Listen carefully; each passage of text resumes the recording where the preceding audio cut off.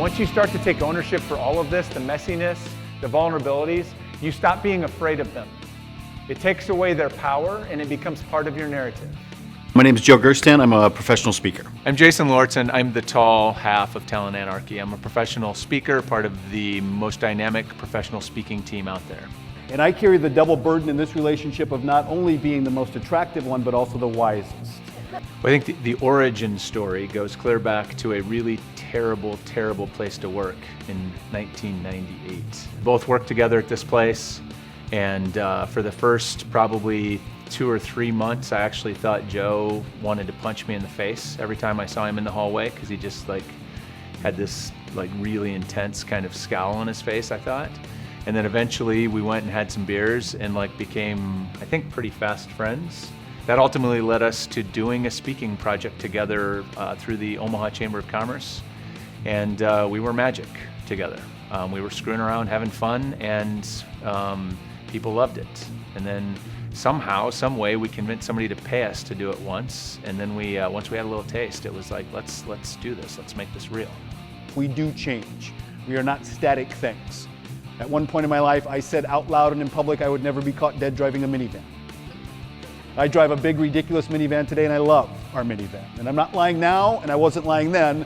Who I am has changed, right? I used to be single and hip and cool and didn't have any kids. I literally couldn't wrap my head around what happened to you in your life that you found yourself in a vehicle like that. It didn't make any sense to me, right? And the same is true of you. You're going to change as you go through life. Your values, your priorities, all of those things are going to change. So this is something that needs to be an ongoing part of your life. But we start with awareness, and Jason's going to kick that off. I must have missed the part in your life when you were hip and cool. I must have been before we met. The first thing is that there's 2 of us on stage, and you almost never see that. Not only is there 2 of us on stage giving the message together, but we have a pretty unique relationship and a pretty unique energy. I don't think you're going to find it anywhere else. And it's great when they switch out because it keeps me interested the whole time. It's constantly keeping my brain stimulated. Loved it.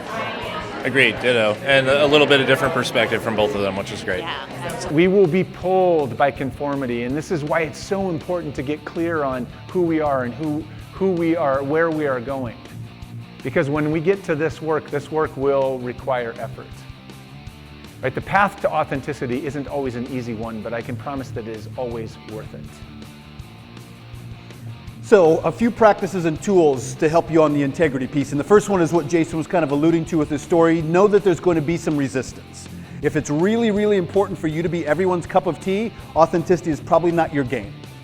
We also are relatable. We bring in stories about our family, our kids, our spouses. We connect our work back to our real life experience, and I think people feel like they can see themselves in the stories, in the message, and it feels possible to them when they leave. They understand that they can do this.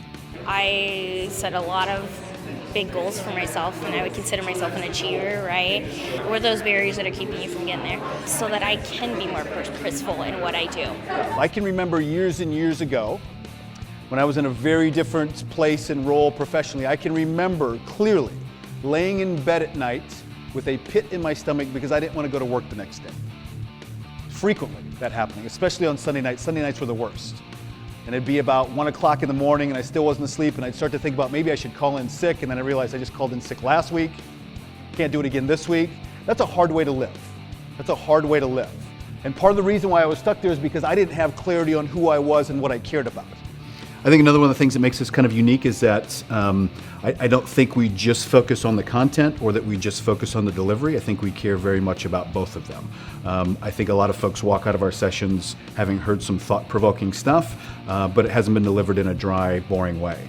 If you show up at a Talent Anarchy keynote, you may dance, you may sing, you may laugh, you may cry, but you're still going to take away some valuable and applicable stuff that's good for you.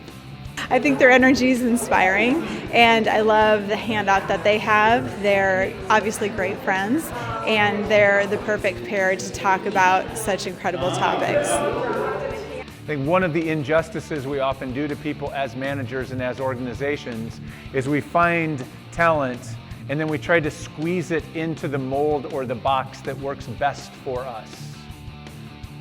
And I think one of the things that we can very powerfully do as leaders who are leading authentically and with authenticity is understanding and prioritizing the individual. We want people to be able to walk out the door, and if they choose to put stuff to work, to change their work experience immediately.